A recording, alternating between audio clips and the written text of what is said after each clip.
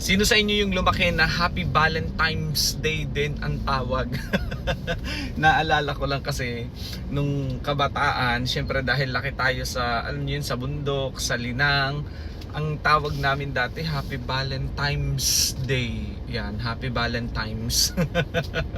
At dito na lang, nung lumaki na, nakapag-aral-aral na, saka natin na i-correct na Happy Valentine's. Ayan, natawa lang naman ako, naalala ko.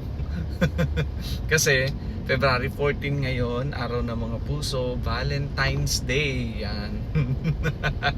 O yung mga ang tawag dati Valentine's ha, wag magagalit. Naalala ko lang kasi natatawa ko dahil imagine mali pala, Valentine's, hindi Valentine's. Ayan, naging multiplication na Valentine's.